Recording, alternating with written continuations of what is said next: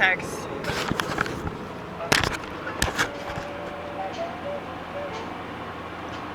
It took me over a week to watch my latest comedy set. I just put it up yesterday, and it wasn't as bad as I expected it to be. But I realized something, that, you know, when I'm on stage performing and I'm doing material that my audience does not understand because it's too dark, or I'm talking about something that they know nothing about, or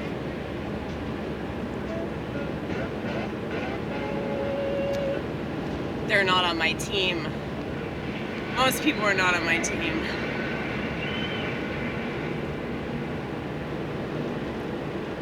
But it's really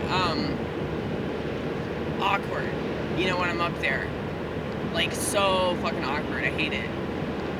That's why I have so much anxiety about performing, because it's not a fun experience for me. Even if they laugh, even if I say things that they do agree with, or they are seemingly on my team, it's like there's too much expectation.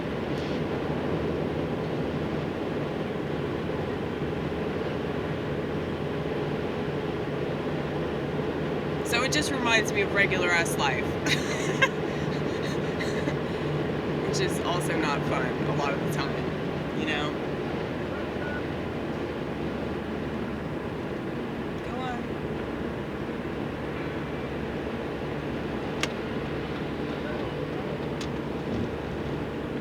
Go on, Tahoe.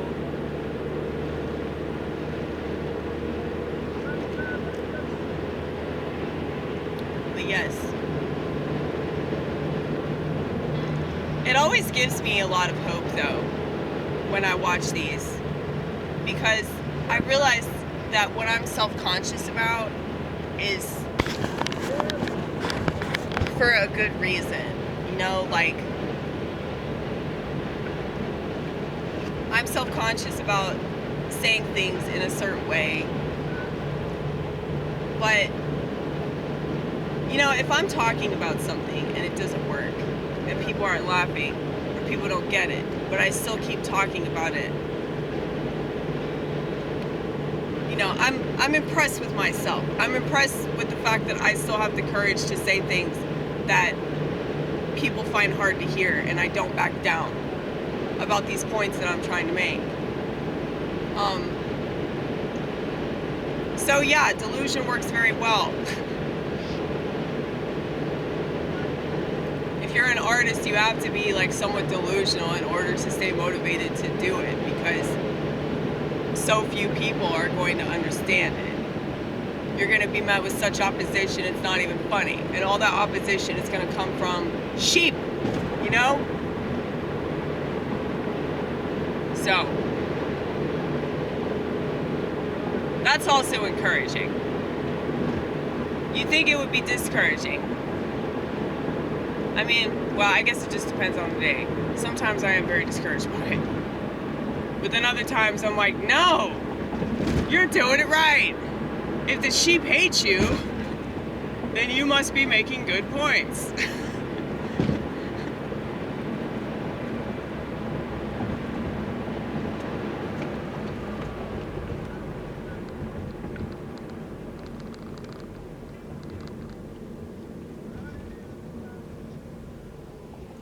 There's an accident. Should I text my manager? Should I text him? Should I tell him what's going on?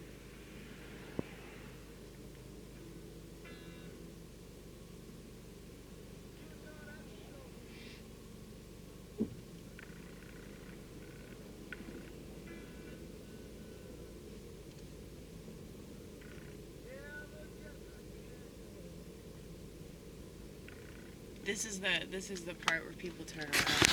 See? That guy's is turning around.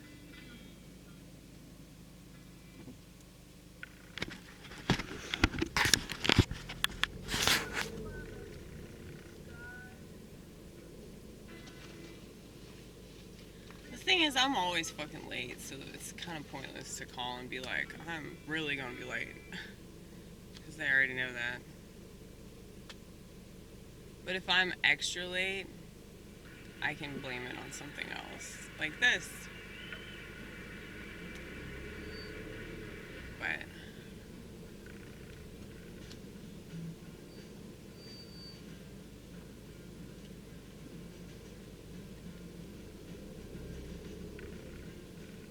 yeah, you know, if I get excited about a comedy set, I'll watch it and not like it.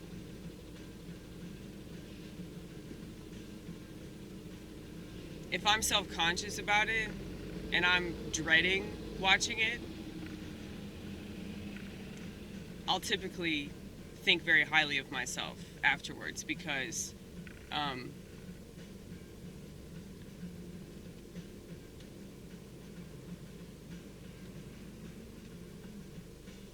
I still did my time, you know?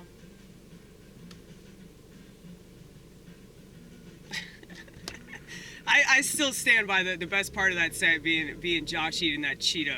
That was so fucking funny. I watched that over and over and over again. I couldn't stop cracking up. Or I'm sorry, it wasn't a Cheeto, it was a cheese puff. Okay, I need to get that shit right.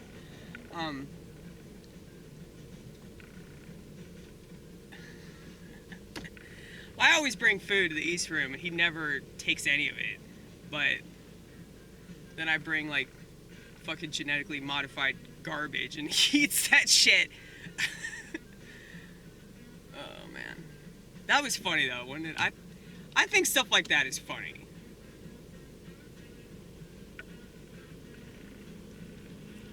I'm easily amused. I think this is a good thing considering, you know, my depression.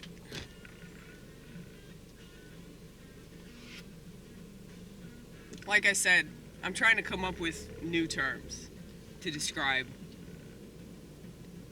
Maybe I could say disillusion or extreme disgruntledness, extreme disappointment. Yeah, I'm not depressed, I'm disappointed. Yeah.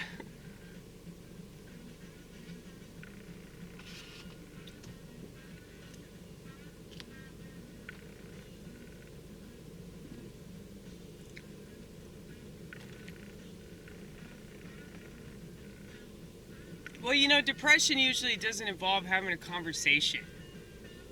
You know, because being depressed is a lot like being a victim. You don't want to talk about it. Because there's a sense of shame and guilt for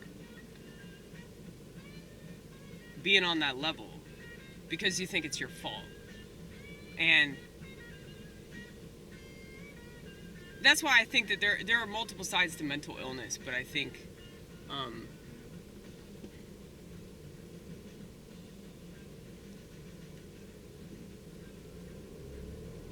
they've capitalized on this whole idea that you're a victim if you're just experiencing something that's not enjoyable, you know. And I really believe that they're punishing people for thinking that about themselves. So they tell them that they're going to help them, and then they just give them stuff that hurts them. And it makes them even crazier. And then they think that they really, really, really need to be on medication because they're too crazy to not use it. And, you know, that...